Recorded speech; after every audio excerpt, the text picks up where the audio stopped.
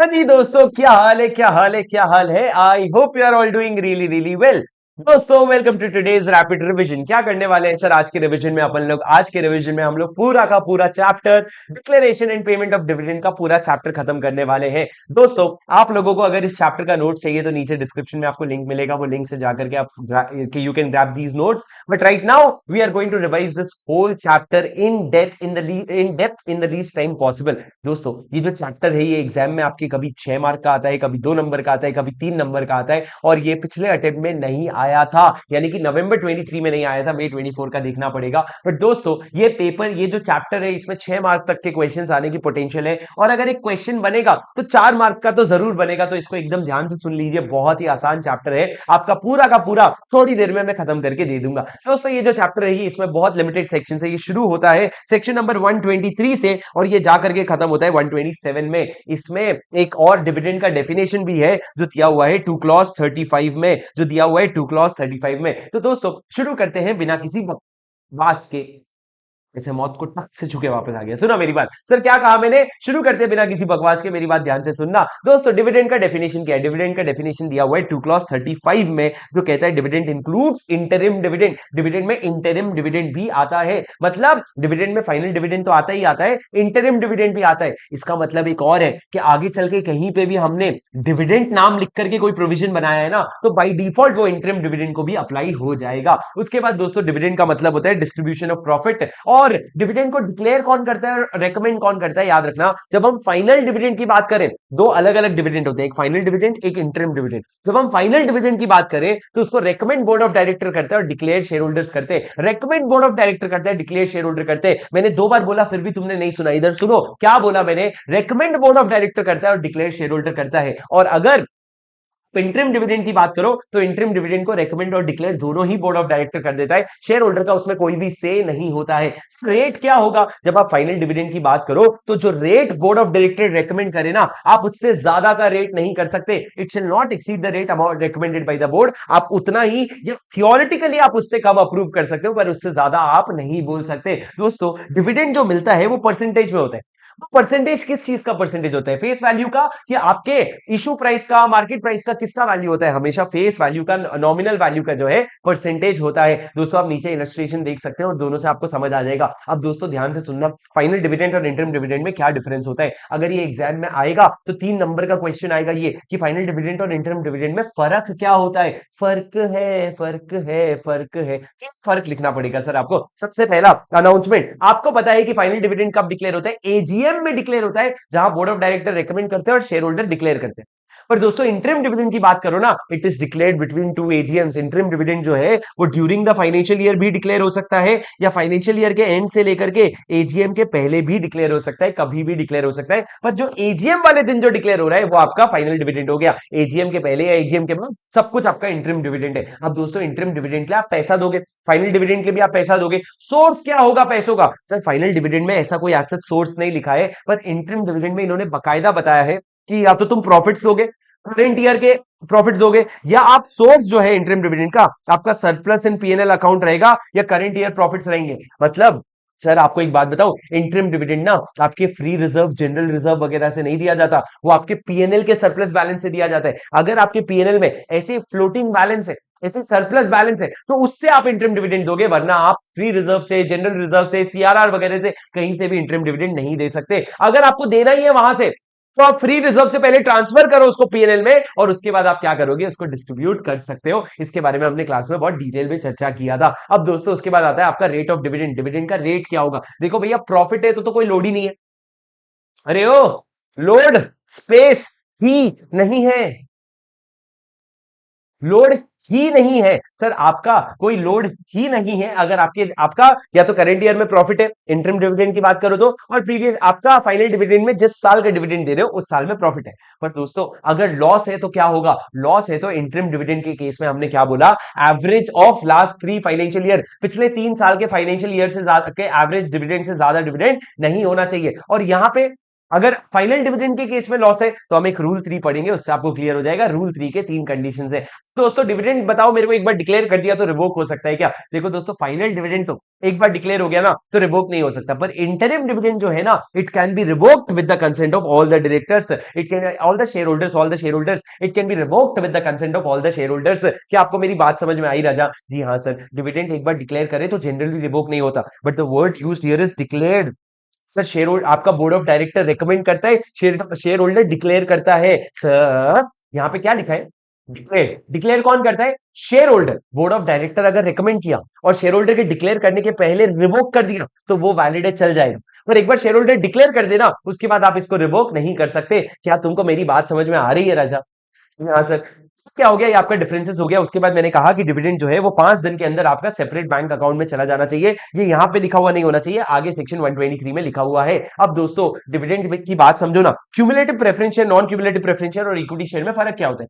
Equity share में अगर profit है तो डिविडेंड दे देंगे, नहीं तो भाड़ में जा।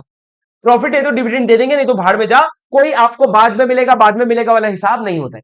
और अगर आप प्रेफरेंस शेयर की बात करो तो प्रेफरेंस शेयर में दो तरह के प्रेफरेंस शेयर होते हैं, क्यूमुलेटिव, एक नॉन क्यूमुलेटिव। अगर आप कहते हो क्यूमुलेटिव प्रेफरेंस शेयर, मतलब आपका डिविडेंड जो है एक्यूमुलेट होगा, मतलब 5 साल का प्रेफरेंस है और प्रेफरेंस शेयर में डिविडेंड कितना है, मान लो लिखा था 10% डिविडेंड है, तो भैया 10% का डिविडेंड आपको हर साल का मिलेगा। अगर इस साल नहीं दे पाया तो अगले साल आपको इस साल का भी दूंगा और अगले साल का भी दूंगा।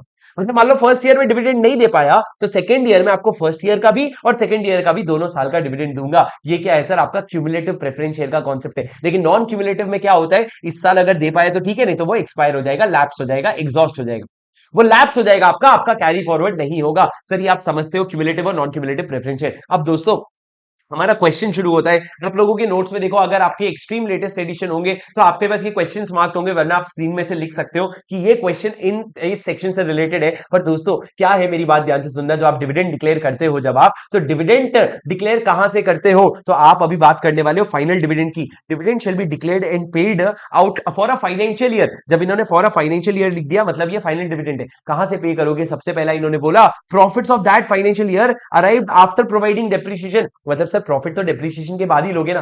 कौन सा वाला? इनकम टैक्स वाला? नहीं सर, हम शेड्यूल 2 की बात कर रहे हैं, हमारे कंपनीज एक्ट के हिसाब से डेप्रिसिएशन लेंगे।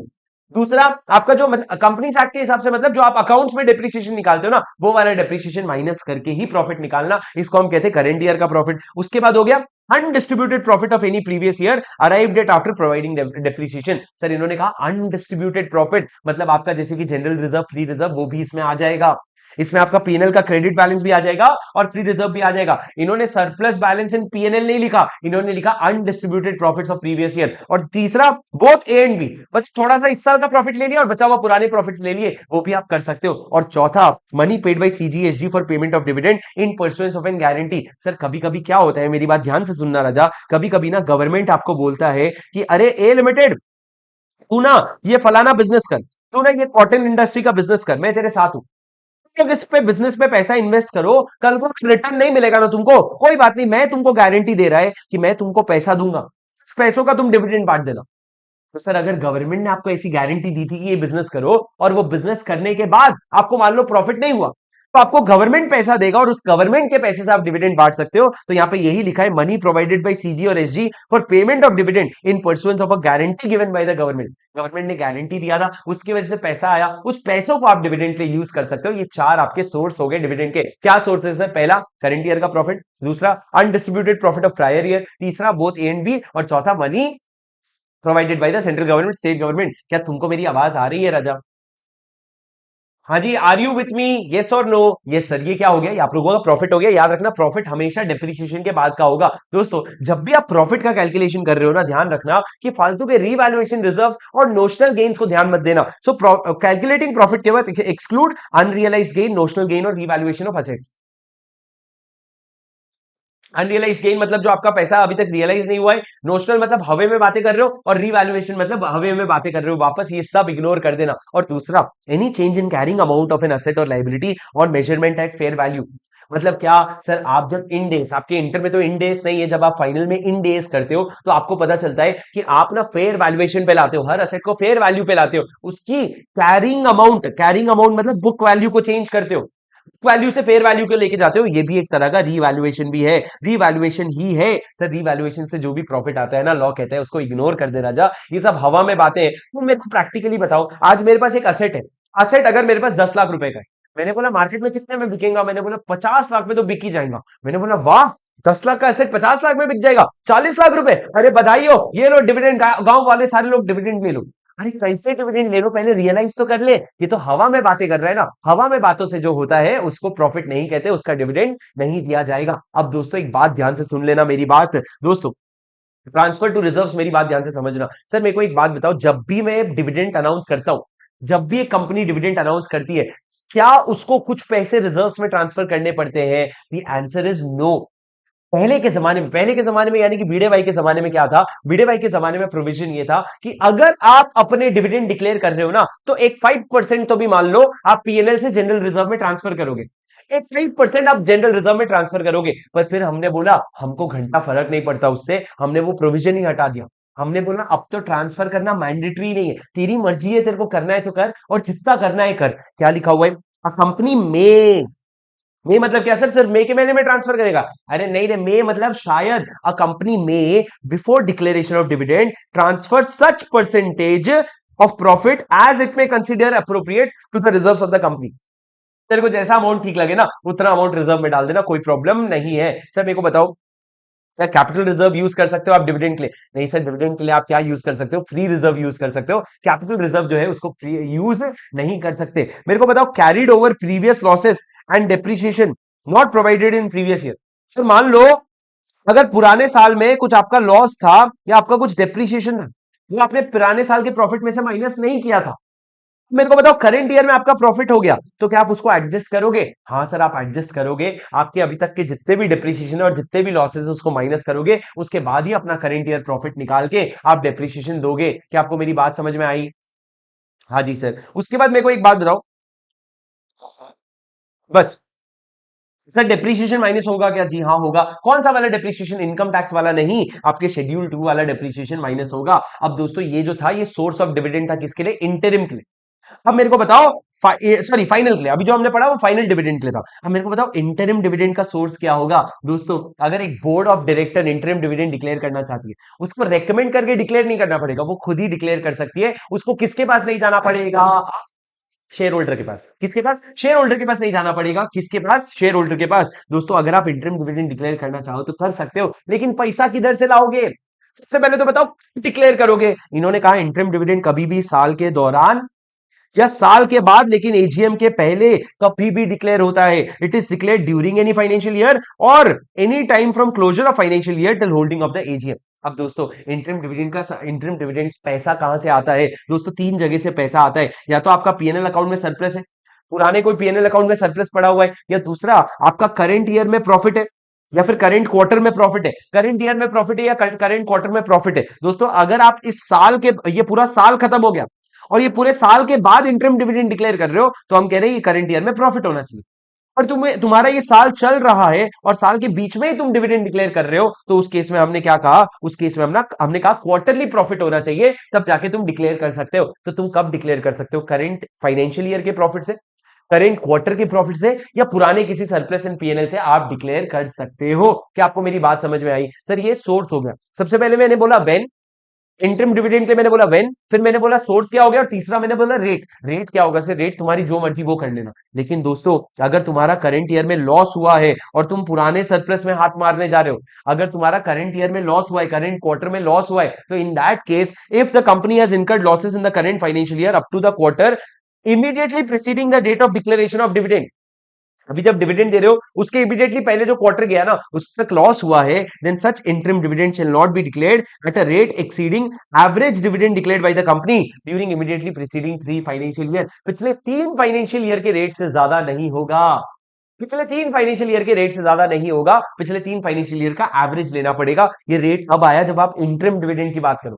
लेकिन दोस्तों उसके बाद आप आ जाओ rule 3 declaration of dividend out of reserves में। मेरी बात ध्यान से सुनना, सर एग्जाम में आएगा तो इसी पे क्वेश्चन आएगा और किसी से नहीं आएगा, इसी पे क्वेश्चन आएगा। चैट में थोड़ा सा पार्टिसिपेट करो, क्वेश्चन इसी पे आएगा। सर मैंने क्या कहा? मैंने ये कहा कि in the event of inadequacy और एब्सेंस ऑफ प्रॉफिट, दोस्तों अगर आपका प्रॉफिट या तो नहीं है यानी कि लॉस है, या इनएडिक्वेट प्रॉफिट है। इनएडिक्वेट मतलब आज मैंने इस साल 150 रुपए का प्रॉफिट कमाया, अरे 150 रुपए का प्रॉफिट प्रॉफिट होता है क्या? नहीं सर, ये रूल 3 में 3 conditions, there are 3 conditions in rule 3 जो कहता है अगर लॉस है या इनएडिक्वेट प्रॉफिट है तो आप क्या करोगे, 3 कंडीशन सेटिस्फाई करोगे। सबसे पहला दोस्तों मेरी बात ध्यान से सुनना, मैं यहाँ पे लिख के समझा देता हूं। सबसे पहला ध्यान रखना रेट का, आपका रेट ऑफ डिविडेंड जो है ना वो पिछले 3 फाइनेंशियल ईयर के एवरेज से ज्यादा नहीं होना चाहिए। ऐसे ही आपने इंटरम डिविडेंड में भी पढ़ा था, पर यहां पे एक ऐसा पॉइंट लिखा है सर जो इंटरम डिविडेंड में नहीं लिखा हुआ था। यहां पे लिखा हुआ था, यहां पे लिखा हुआ है कि पिछले 3 साल जिसमें आप एवरेज निकाल रहे हो उसमें से किसी में भी अगर डिविडेंड डिक्लेयर नहीं था ना, तो आप इस सब रूल को इग्नोर कर देना। दिस सब रूल विल नॉट अप्लाई अगर पिछले 3 साल में एवरेज डिविडेंड जो है वो आपका नहीं था। क्या कहा मैंने? अगर पिछले 3 साल में डिविडेंड ही नहीं था तो आप उसको क्या कर दोगे, इग्नोर कर दोगे। क्या आपको मेरी बात समझ में आई राजा? अरे डिड यू अंडरस्टैंड और डिड यू नॉट अंडरस्टैंड? हाँ कि नहीं बोलो, बोलो यस और नो।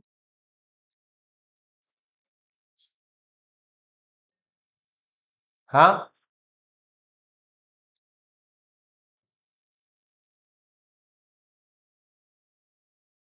सुनो सर, समझे सर? ये क्या हो गया, ये तीनों प्रोविजन, ये तीनों ये इंटरम में ऐसा कोई प्रोविजन नहीं था, पर यहां पे लिखा हुआ है कि अगर आपका, यहां पे लिखा हुआ है the sub rule 1 shall not apply if the company has not declared any dividend in each of the 3 preceding financial year. पिछले 3 साल में अगर नहीं किया है तो ये सब रूल 1 अप्लाई नहीं होगा। दूसरा मेरी बात ध्यान से सुनना, दूसरा कंडीशन क्या है सर? आप अपने रिजर्व्स में से कितना अमाउंट विड्रॉ करोगे? How much amount are you going to withdraw? दोस्तों आप अपने रिजर्व्स में से कितना विड्रॉ करोगे? Maximum 1/10 of paid up share capital plus free reserve, जिसको हम 10% भी बोल सकते हैं। 1/10 of paid up share capital plus free reserve आप निकालोगे। मैंने आपको समझाया था ये अगर आपका फ्री रिजर्व है इसमें से आप 1/10 निकाल लोगे, लेकिन 1/10 निकालने के बाद कुछ पैसे साइड में रख देना। कितना पैसा साइड में रखोगे? आपका जितना करंट ईयर का लॉसेस है ना उसको सेट ऑफ करने के लिए साइड में रखोगे, और बाकी बचा हुआ पैसा आप एज ए डिविडेंड यूज कर सकते हो। तो 10% निकालना किसका? Paid up share capital plus free reserve का। ये फ्री रिजर्व है, आप देखना paid up share capital plus free reserve कितना है, उसका 10% आप यहां से निकालना। जितना पैसा आपका करंट ईयर में लॉस हुआ है उसको सेट ऑफ कर देना और बचा हुआ पैसा डिविडेंड दे देना। ये आपका रेट बी हो गया। और तीसरा दोस्तों, balance in reserve after such withdrawal is not less than 15%। आपका फ्री रिजर्व में 15% से कम का बैलेंस नहीं होना चाहिए आफ्टर विड्रॉल। दोस्तों रिवीजन में कोई नहीं करवाएगा, पर एक क्वेश्चन अपन कर लेते हैं, क्योंकि भैया अगर ढंग से नहीं समझे तो समझ के फायदा क्या है। दोस्तों मैं आपको एक सिंपल सा एग्जांपल दे देता हूं। आपका पेड अप शेयर कैपिटल अगर 100 करोड़ रुपए का है और आपका फ्री रिजर्व 20 करोड़ का है, आपका कैपिटल रिडेम्पशन रिजर्व जो है वो 50 करोड़ रुपए का है, आपका पिछले 3 साल का एवरेज डिविडेंड 12% है, और आपने प्रपोज किया इस साल का 10% डिविडेंड दूंगा। मेरे को बताओ 10% डिविडेंड दे सकते हो क्या? पिछले 3 साल का एवरेज 12 है। मैं आपको बताता हूं तीनों रूल कैसे चेक करते हैं। रूल नंबर 1 कि एवरेज डिविडेंड से ज्यादा नहीं होना चाहिए। एवरेज डिविडेंड कितना है? 12% का, तो 12% से ज्यादा नहीं होना चाहिए। आप कितना बोल रहे हो? 10%, तो 10% आप दे सकते हो। दूसरा कंडीशन, आप अपने फ्री रिजर्व में से कितना पैसा निकालोगे? सर फ्री रिजर्व ये है, ये फ्री रिजर्व नहीं है। CRR is not a free reserve. ये जो 50 करोड़ है, this 50 crore is not a free reserve. तो दोस्तों आप अपने फ्री रिजर्व से कितना पैसा निकालोगे? सर आप निकालोगे 10% of paid up share capital plus free reserve. ये दोनों का टोटल कितना है? 120 करोड़। 120 करोड़ का 10% कितना होता है? 120 करोड़ का 10% होता है 12 करोड़। अब 12 करोड़ निकालोगे। अब आप पूछोगे सर करंट ईयर का लॉस कितना था, तो मैं कहूंगा करंट ईयर में लॉस 2 करोड़ का था। तो आप इस 12 करोड़ में से 2 करोड़ करंट ईयर का लॉस हटा दोगे और आप बोलोगे 10 करोड़ रुपए तक का डिविडेंड दे सकते हो। और तुमको चाहिए कितना था? तुमको तो डिविडेंड 10% देना था। तुमको तो डिविडेंड 10% देना था, तो सर 10% किसका होगा? 10% होगा पेड अप शेयर कैपिटल का, यानी कि 10% ऑफ 10 करोड़। तो आपको देना भी 10 करोड़ था, तो बहुत बढ़िया, बहुत बढ़िया, आप 10 करोड़ दे सकते हो। और तीसरा कंडीशन क्या है सर? जब आप 10 करोड़ रुपए डिविडेंड दोगे तो आप उतना फ्री रिजर्व से निकालोगे। फ्री रिजर्व कितने का है? फ्री रिजर्व 20 करोड़ का है। 20 करोड़ में से जब 10 करोड़ निकाल लोगे तो बचेगा 10 करोड़। लेकिन हमको minimum 15% of paid up share capital चाहिए। पेड अप शेयर कैपिटल कितना है? 100 करोड़। उसका 15% यानी कि 15 करोड़ का तो मिनिमम बैलेंस चाहिए, पर आपका मिनिमम बैलेंस, आपका बैलेंस 10 करोड़ बचेगा, तो ये कंडीशन सेटिस्फाई नहीं हो रहा है। तो हमने कहा बेटा, हमने कहा अब तू 10 करोड़ नहीं, तू सिर्फ 5 करोड़ निकाल सकता है। तो 20 करोड़ रुपए में से 5 करोड़ निकालेगा तो तेरा 15 करोड़ बैलेंस बचेगा। तो 10% का डिविडेंड नहीं दे सकता, तो 5% का डिविडेंड दे सकता है। सर ये तीनों कंडीशन को मिला करके इस तरीके से आप आंसर निकालते हो। सर समझे क्या? समझे क्या? परफेक्ट प्रो हो गए हो तुम लोग चैट में। सुनो मेरी बात सर, उसके बाद मेरी बात सुनो ना ढंग से, थोड़ा सा टाइमलाइन सुनो ना। दोस्तों इसके बाद मैं आपको एक झटके में पूरा टाइमलाइन बता देता हूं, मेरी बात ध्यान से सुनना। जब आप डिविडेंड डिक्लेयर करते हो तो डिविडेंड डिक्लेयर करने के 5 दिन के अंदर आपको सेपरेट बैंक अकाउंट में जमा करना पड़ता है।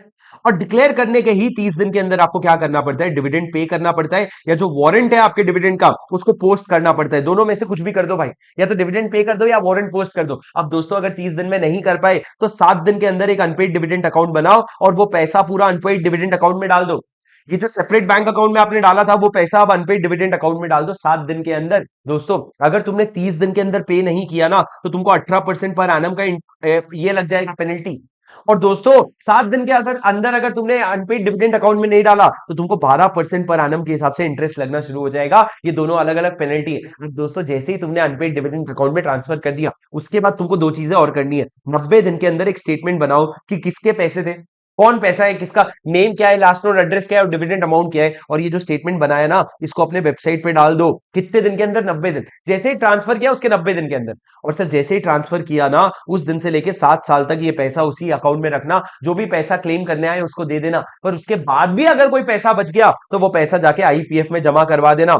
सर आईपीएफ में जमा करने के बाद आप मेल करना आईपीएफ अथॉरिटी को, आप मेल करना आईपीएफ अथॉरिटी को कि हमने पैसा जमा करवा दिया है। वो चेक करके आपको क्या दे देगा, रिसीट दे देगा कि हाँ भैया तूने मेरे पास 5 करोड़ या 10 करोड़ जमा करवाया है। सर समझे? Did you understand?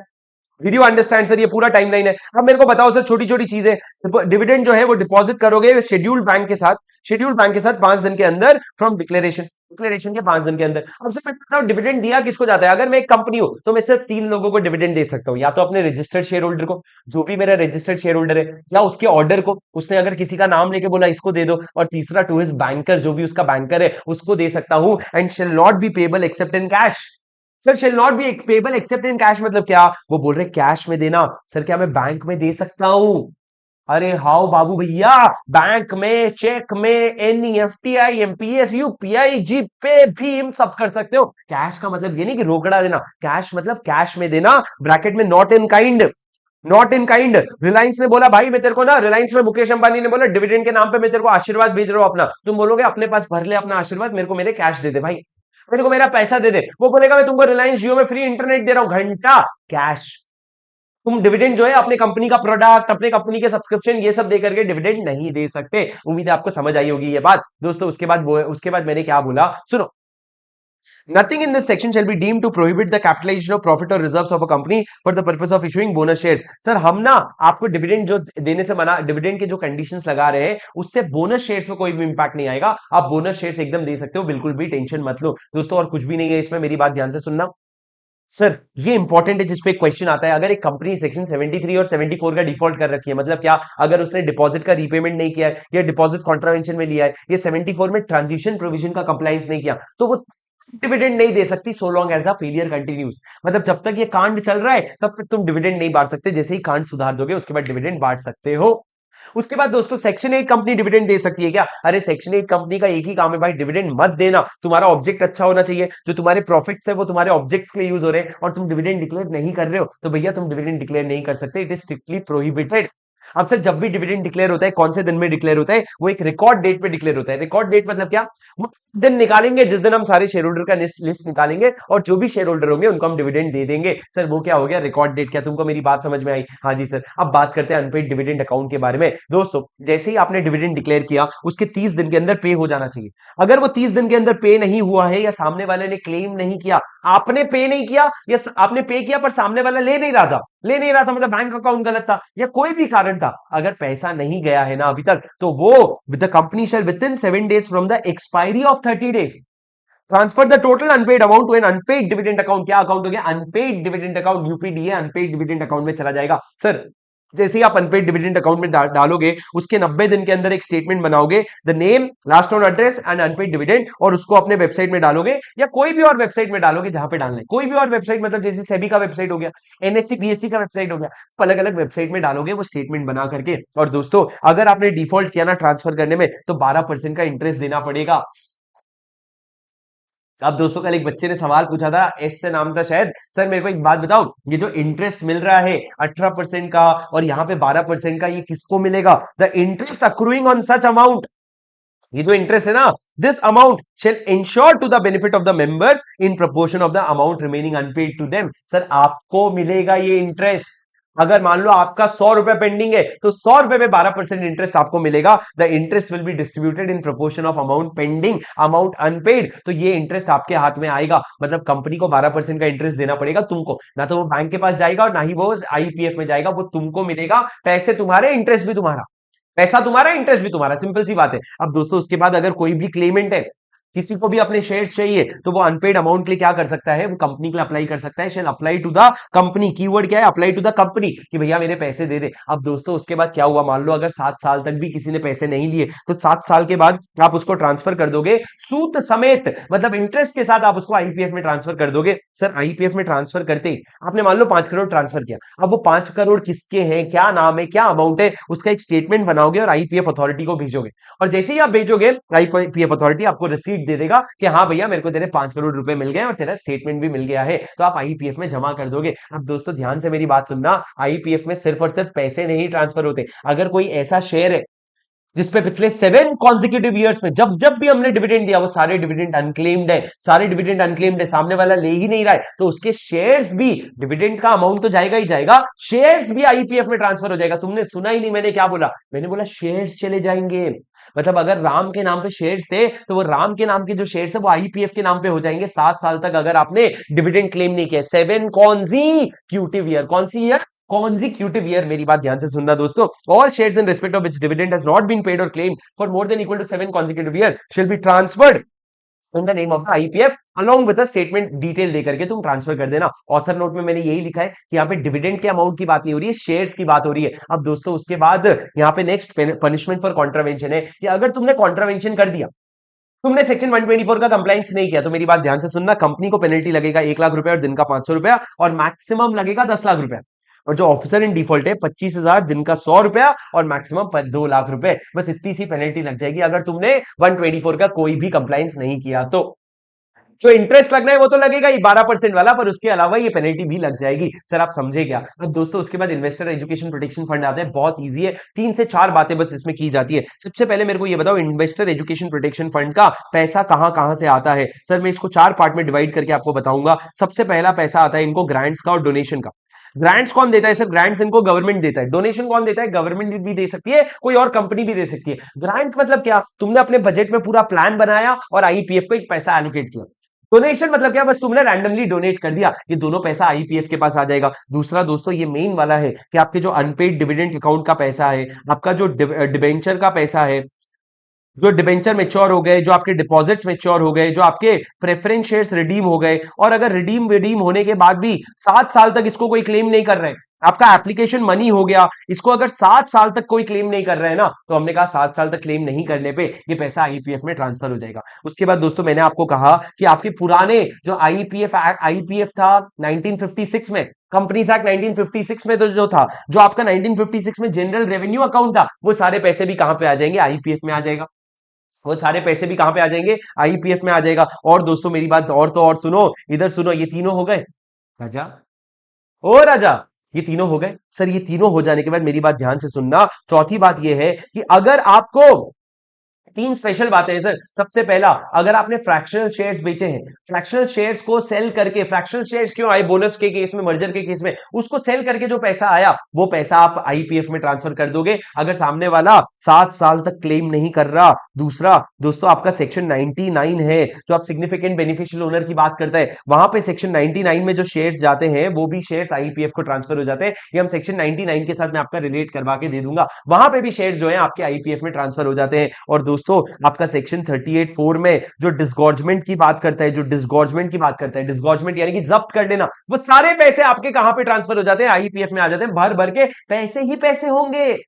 अब दोस्तों एक बार इतने सारे पैसे आ जाते हैं ना, अब आप क्या करते हो, ये पैसों को यूटिलाइज करते हो। यूटिलाइज कैसे करते हो सर, सबसे पहले तो याद रखना कि भैया यूटिलाइज करते हैं हम रिफंड के लिए। मेन सबसे बड़ा सोर्स ऑफ एक्सपेंस क्या होता है, जो किसी ने डिविडेंड क्लेम कर लिया, डिबेंचर क्लेम कर लिया, डिपॉजिट क्लेम कर लिया, प्रेफरेंस शेयर क्लेम कर लिया, तो हमको वो पैसे क्या करने पड़ते हैं, refund.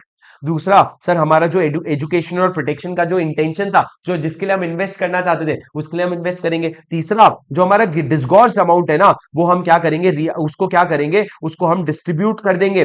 Between eligible and identifiable participants. मैं आपको यहीं से पढ़ाता हूं ताकि तुमको भी दिखे दोस्तों क्या लिखा हुआ है। Between your eligible and identifiable participants, तुम क्या करोगे, डिस्गॉर्स अमाउंट को डिस्ट्रीब्यूट कर दोगे, लेकिन उस इंसान को जिसका एक्चुअल में लॉस हुआ है, उस इंसान को जिसका एक्चुअल में लॉस हुआ है उसके हाथ में डिस्ट्रीब्यूट कर दोगे। चौथा दोस्तों मेरी बात सुनो, अगर कोई क्लास एक्शन सूट हुआ है 37 या 245 में, 37 या 245 में क्लास एक्शन सूट हुआ है तो उसके लिए रिइंबर्समेंट करने के लिए आप यूज करोगे। और पांचवा, कोई भी और खर्चा अगर हुआ है आपका, any other purpose instant there to, उसके लिए आप ये फंड के पैसे यूटिलाइज करोगे। सर ये चार चीजें याद करना बहुत जरूरी है। अब दोस्तों मेरी बात ध्यान से सुनना।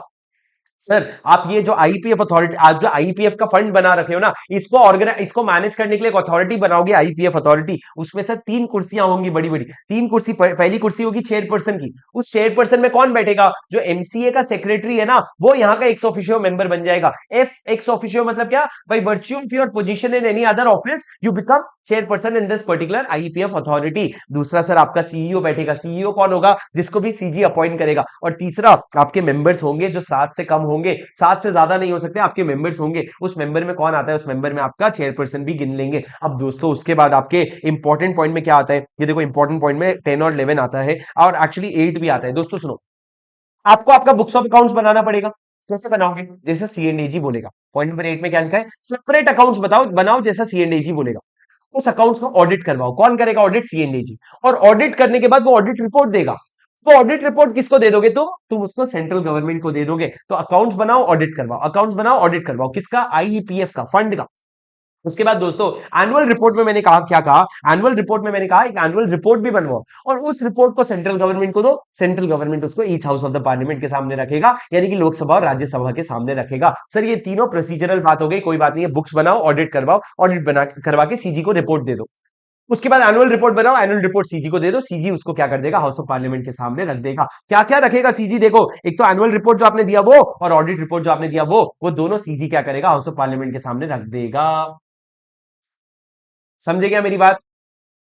हाँ मेरे को वो जेठालाल वाला आ गया। ऑडिट अकाउंट बनाओ, ऑडिट करो, सीजी को दे दो, चाय बिस्किट खाओ, चाय बिस्किट खाओ, सोते जाओ, चाय चाय बिस्किट खाओ, चाय पियो बिस्किट खाओ, चाय पियो बिस्किट खाओ। वेरी गुड नालायको, इधर सुनो मेरी बात।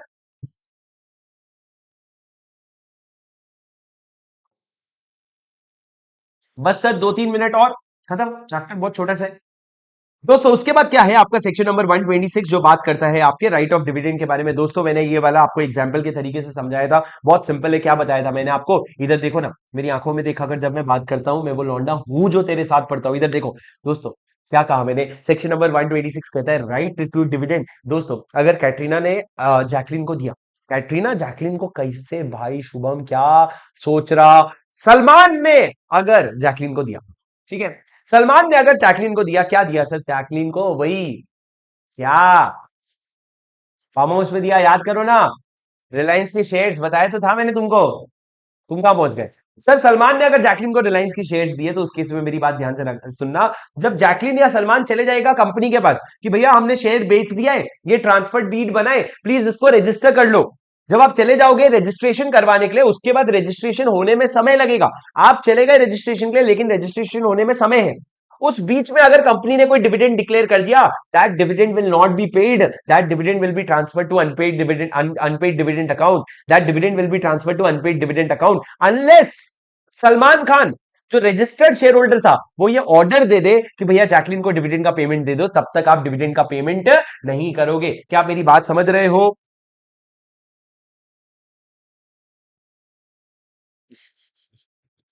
सैयद कहते हैं नया भारत है ये, नया भारत से कुछ नहीं होता भाई। सुनो, अगर सलमान है, सलमान ने क्या किया, जैकलीन को अगर अपने दिए शेयर्स, रिलायंस के शेयर्स दिए। अब दोस्तों जब ये चले गए शेयर्स को रजिस्ट्रेशन करवाने के लिए, इन्होंने बोला देखो हम दोनों के बीच में एक डीड बन चुका है, इस डीड के थ्रू मेरे शेयर्स ट्रांसफर हो रहे हैं जैकलीन को, आप प्लीज इसको अपने रजिस्टर में नोट कर लो, आप इसको प्लीज रजिस्टर कर लो। सर अब रजिस्टर करने में टाइम तो लगेगा, उस टाइम के बीच में अगर डिविडेंड डिक्लेयर हो गया तो डिविडेंड कायदे से किसको देते हो आप, रजिस्टर्ड शेयर होल्डर को। रजिस्टर्ड शेयर होल्डर आज की डेट में कौन है, सलमान। लेकिन सलमान अभी रजिस्टर्ड शेयर होल्डर है, पर नया एप्लीकेशन आ चुका है कि जैकलीन को रजिस्टर करो। किसको दे, हमने बोला एक बार के लिए तो अनपेड डिविडेंड अकाउंट में डाल दे। दोस्तों उसके बाद आप अनपेड डिविडेंड अकाउंट में डाल दो, रजिस्ट्रेशन हो जाएगा, उसके बाद जैकलीन को दे देना। अगर सलमान ने ऑर्डर दे दिया राइटिंग में कंपनी को राइटिंग में ऑर्डर दे दिया कि तू बिंदास जाके जैकलीन को पेमेंट कर दे, जो ट्रांसफर ही है उसको पेमेंट कर दे, तो भैया रिलायंस जो है ना फिर जैकलीन को डिविडेंड दे देगा, कोई प्रॉब्लम नहीं है। तो आपका डिविडेंड का ये ट्रीटमेंट होगा। सर उसी बीच में अगर आपने बोनस शेयर इशू कर दिया या राइट शेयर इशू कर दिया तो उसका क्या होगा? अबे एंच में चला जाएगा। किस में चला जाएगा? अबे एंच में चला जाएगा। किस में चला जाएगा? अबे एंच में चला जाएगा। दोस्तों अगर आप देखोगे तो एनी राइट शेयर्स और bonus shares will be kept in abeyance, और जो बचा हुआ आपका डिविडेंड है will be transfer to unpaid dividend account, unless आपका जो ट्रांसफरर है, जो रजिस्टर्ड होल्डर है, he authorises the company in writing to pay the dividend to transferee हमारे एग्जांपल में कौन हो गया? जैकलीन हो गई। अरे तुमको मेरी बात समझ में आई कि आप, हाँ सर, लास्ट आपका 127 क्या कहते हैं? डिविडेंड। अगर डिविडेंड देना था तो 30 दिन के अंदर दे देना। अगर जब डिक्लेयर किया उसके 30 दिन के अंदर पे नहीं किया, या डिविडेंड वारंट पोस्ट नहीं किया, पोस्ट तुम्हारा सर काम था पोस्ट करना, सामने वाले तक सर्व हो जाए वो तुम्हारा काम नहीं था, 30 दिन के अंदर पोस्ट करना था। अगर दोनों भी नहीं किया ना तो आपको पेनल्टी लगेगा। पनिशमेंट क्या होगा सर? सुनना, कंपनी को पनिशमेंट लगेगा 18% पर एनम का इंटरेस्ट, 18% पर एनम का इंटरेस्ट लगेगा। पर अगर आप बात करोगे एवरी अदर डायरेक्टर की, जिसको पता था 30 दिन के अंदर डिविडेंड पे नहीं हुआ है, वो जेल जाएगा 2 साल तक के लिए, जेल जाएगा। इंपॉर्टेंट पेनल्टी है भाई, इंपॉर्टेंट है, वेरी वेरी इंपॉर्टेंट, जेल जाएगा 2 साल के लिए। एंड और नहीं लिखा एंड, आपको 1000 रुपए तक का फाइन लगेगा पर डे। जो डिफॉल्ट जब तक कंटिन्यू होता है तब तक आपको 1000 रुपए पर डे का फाइन लगेगा। क्या आपको मेरी बात समझ में आई? हाँ सर। लेकिन 5 केसेस हैं जहां पे आपको ये फाइन नहीं लगेगा, जिसको मैं प्यार से बुलाता हूं Lado L law. Sir operation of law की वजह से कंपनी डिविडेंड नहीं दे सकी। ऑपरेशन ऑफ लॉ मतलब क्या? अगर कोर्ट ने केस ठोक करके बोल दिया रुक जा भाई, तो इसको डिविडेंड का पेमेंट मत करना, जैसे हर्षद मेहता के केस में हुआ था, हर्षद मेहता को डिविडेंड देने से रोक दिया गया था, तो वो ऑपरेशन ऑफ लॉ से नहीं दे पा रहे हो, आपको पेनल्टी नहीं लगेगा।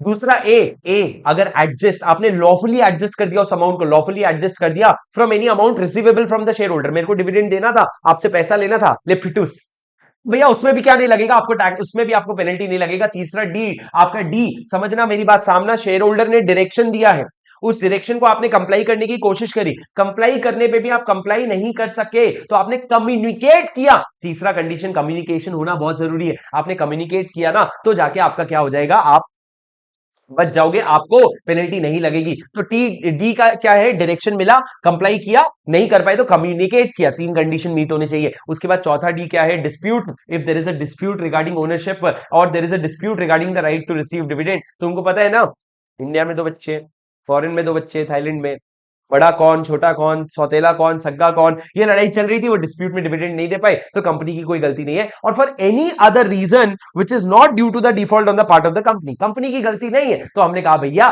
तेरे को पेनल्टी नहीं भरनी पड़ेगी। सर ये 5 पॉइंट्स हो गए आपके ABCDE। क्या आपको मेरी बात समझ में आई? सर उसके बाद एक छोटा सा इन्होंने मॉडिफिकेशन डाल रखा है निधि कंपनी के लिए। ऑफ कोर्स निधि कंपनी के लिए मॉडिफिकेशन इनको देना ही पड़ेगा। एक छोटा सा मॉडिफिकेशन डाल रखा है कि निधि कंपनी भी अपने शेयर होल्डर्स को डिविडेंड देती है।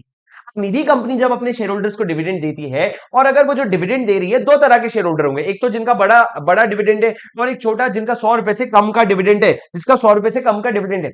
अब दोस्तों अगर 100 रुपए से कम का डिविडेंड है, it shall be sufficient compliance if declaration is announced in local language in one local newspaper. आपने एक बार डिविडेंड के बारे में न्यूज़पेपर में डाल दिया, और आपने ये अनाउंसमेंट अपने नोटिस बोर्ड में 3 महीने के लिए लगा दिया।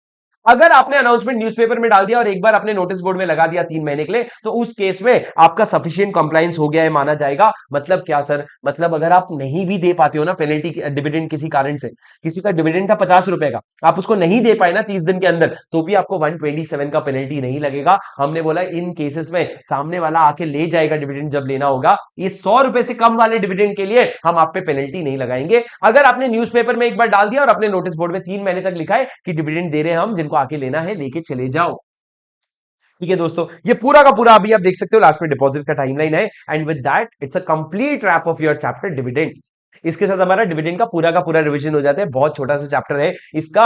आप लोगों के जो क्लास के स्टूडेंट्स है, क्लास के स्टूडेंट्स को रिवीजन ऑडियो भी है। रिवीजन ऑडियो में मैंने 12 से 15 मिनट में पूरा चैप्टर रिवाइज करके दे दिया है, तो आपको इससे बहुत हेल्पफुल हो जाएगा। It is a very important and a very scoring chapter. पर दोस्तों कुछ मेहनत करोगे तो इसको एग्जाम में लिख पाओगे।